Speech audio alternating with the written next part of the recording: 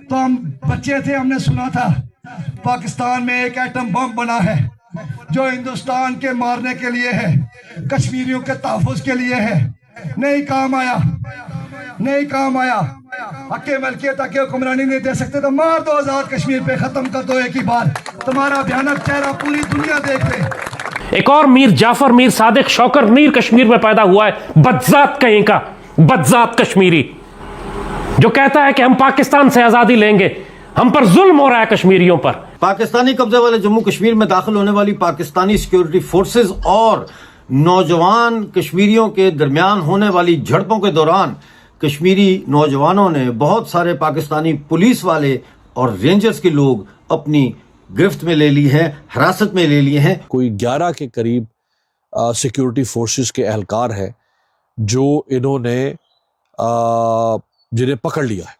यहाँ गलियों में मोहल्लों में जलील करते हो, यहाँ जो बेरोजगारी में जलील करते हो, यहाँ लाकानूनियत में जलील करते हो, तो लाओ एक एटम बम का गोला हम पे मार दो, बात खत्म हो जाएगी। वरना एक भी जिंदा रहेगा तो हक के मलकियत, हक की आजादी, हक के इख्तियार की लड़ाई को आगे बढ़ाएंगे इंशाल्लाह ताला। पाकिस्तान टूट रहा है और सवाल उठ रहा है कि क्या कश्मीर अब भी बनेगा पाकिस्तान? सबका एक ही मुतालबा है कि जिस बलूचिस्तान से फौज निकालो, खैबर से फौज निकालो, कश्मीर से फौज निकालो। तो फौज निकालोगे तुम्हारा बाप रोकेगा मुशरिकों को वहां पे आके, तुम्हारा बाप रोकेगा वहां पर आके हिंदुओं को, मुशरिकों को, अफगानियों को।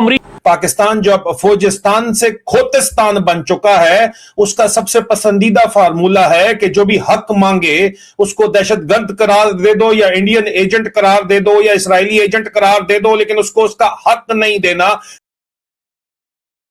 नमस्कार दोस्तों, जिनको कश्मीर आज़ाद करवाना था उनकी हालत इतनी ख़राब हो गई है कि अब पाकिस्तान ऑक्यूपाइड कश्मीर भी उनसे आज़ादी की मांग कर रहा है। दोस्तों, पिछले 78 सालों से पाकिस्तानी आर्मी ने कश्मीर के लोगों को ये चूना लगाया कि एक दिन इनकी फ़ौज भारत से कश्मीर आज़ाद करवाएगी। लेकिन अब पाकिस्तान ऑक्यूपाइड कश्मीर के लोगों को समझ आ गया है कि ना तो ये आर्मी भारत से कभी कश्मीर आज़ाद करवा पाएगी और ना ही अपना देश बचा पाएगी। इसलिए अब पीओके के लोग आज़ादी मांग रहे हैं और पाकिस्तानी आर्मी को धमकी देते हुए ये कह रहे हैं कि अगर ये पीओके को आज़ाद नहीं कर सकते तो कम से कम अपना एटम बम ही उन पर चला दें, ताकि पूरी दुनिया को ये पता चले कि किस तरह पाकिस्तानी आर्मी निहत्थे सिविलियन पर हमला करती है। इसी टॉपिक पर चलिए आगे इस वीडियो को देखते हैं। चैनल को सब्सक्राइब और वीडियो को लाइक करना ना भूलें। ये नेशनलिज्म कि मैं ईरानी हूं, मैं अफगानी हूं, मैं अरब हूं, मैं कश्मीरी हूं, मैं बलूची हूं, मैं पश्तून हूं, मैं सिंधी हूं, मैं पंजाबी हूं। कायदे आज़म ने उस वक्त इस कैंसर के बारे में फरमाया था, you're not a Sindhi, you're a Baluchi, you're not a Pathan, you're not a Kashmiri. ये पाकिस्तान तुम सबका है, तुम सब पाकिस्तानी हो, तुम्हारी अपनी हुकूमत और रियासत है अल्लाह के फजल से तुम्हारे पास। इस पॉइजन ऑफ प्रोवेंशलिज्म कायदे आज़म ने लफ्ज़ इस्तेमाल किया था, सूबाइयत का जहर, क्योंकि ये अल्लाह उसके रसूल के हुक्म के खिलाफ है, इस्लाम से बगावत है, सैयदी रसूलुल्लाह की उम्मत को फाड़ने और तबाह करने के लिए कुफ्फार और मुशरिकीन की साजिश है। ये भड़काते हैं एक कौम को कि तुमको दूसरी कौमें तुम पर जुल्म कर रही हैं। महारंग लांगों को भड़काया, BLA को भड़काया कि पाकिस्तान तुम पर जुल्म कर रहा है, भड़काया कि पाकिस्तान पश्तूनों पर जुल्म कर रहा है। एक और मीर जाफर मीर सादिक शौकर मीर कश्मीर में पैदा हुआ है, बदजात कहीं का, बदजात कश्मीरी, जो कहता है कि हम पाकिस्तान से आजादी लेंगे, हम पर जुल्म हो रहा है कश्मीरियों पर। ये कर क्या सिर्फ रहे उसी लॉरेंस ऑफ अरेबिया की तरह, शरीफ मक्का की तरह, ये मदीना सानी इस पाक सर जमीन को अंदर से फाड़ रहे हैं सिर्फ इसलिए कि यहां मुशरिकों और यहूदियों के लिए रास्ता साफ किया जा सके। एक PTI है, सबका एक ही मुतालबा है कि जिस बलूचिस्तान से फौज निकालो, खैबर से फौज निकालो, कश्मीर से फौज निकालो। तो फौज निकालोगे तुम्हारा बाप रोकेगा मुशरिकों को वहां पे आके, तुम्हारा बाप रोकेगा वहां पर आके हिंदुओं को, मुशरिकों को, अफगानियों को। उम्मत की अगर हिफाजत हो रही है तो पाक सरजमीन और पाक फौज की वजह से हो रही है। इन सारे दुश्मनों में तुम एक कदर मुश्तरक देखोगे, चाहे वो गिलगित बल्तिस्तान स्कर्दू के शिया हो जिन्होंने पाक आर्मी पर हमले करके जवानों को जिंदा जलाया, या ये बदजात कश्मीरी हो जिनका ताल्लुक शौकत मीर से, या मंजूर पिश्तीन के, या मारंग लांगों के दहशतगर्द बदमाश कमीने सेकुलर लादीन जिक्री कादियानी काफिर। तुम सब एक मुश्तरक बात पाओगे, ये पाक फौज और पाक सरजमीन के परचम के खिलाफ है। इन्हीं बदजातों के बारे में अल्लामा इकबाल ने यह फरमाया था, फर्द कायम रब्ते मिल्लत से है, तन्हा कुछ नहीं, मौज है दरिया में और बैरून दरिया कुछ नहीं। तुम अपनी बका चाहते हो तो पाकिस्तान और उम्मत मुस्लिमा तुम्हारी ताकत है। तुम जितने छोटी छोटी कौमियतों में अपने आप को तकसीम करते जाओगे, जलील होते जाओगे। पाकिस्तान मुसलमानों का मुल्क है। तुम इसके अंदर मुसलमानों की मुख्तलिफ कौमें रहती हैं, लेकिन वो सिर्फ तुम्हारा तारुफ है। तुम्हारी ताकत, तुम्हारा इत्तेहाद है। वातसिमू बिहब्लिल्लाह जमीउ वला तफर्रकू। सैयदी रसूलुल्लाह को, वक्त के फुरकान को मजबूती से पकड़ कर रखो, तफरके में तकसीम मत हो जाओ। ये अल्लाह का हुक्म है। और जो उम्मत मुस्लिमा को तफरके में तकसीम करता है वो जमीन में फसाद करता है, वो वाजिबुल कत्ल है। उसके हाथ और पांव मुखालिफ सिमतों से काट कर उसको सूली चढ़ाना है।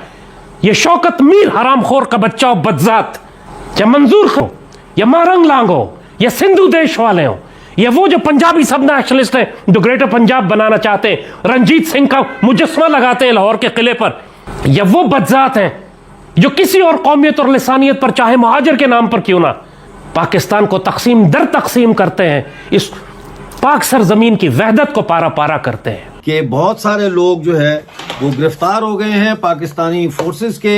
एक वीडियो आप ये देखिए, इस वीडियो में आप देख सकते हैं कि किस तरह से छुप कर टीयर गैस मारने वाला एक पुलिस वाला जो है उसको गुफा में से निकाला गया। एक जगह वो बैठा हुआ था, छुप के वहां से निकाला गया, उसको गिरफ्तार किया गया। उसके बाद उसकी वर्दी के साथ जो हुआ वो वीडियो इस वीडियो के बाद आप देखिएगा।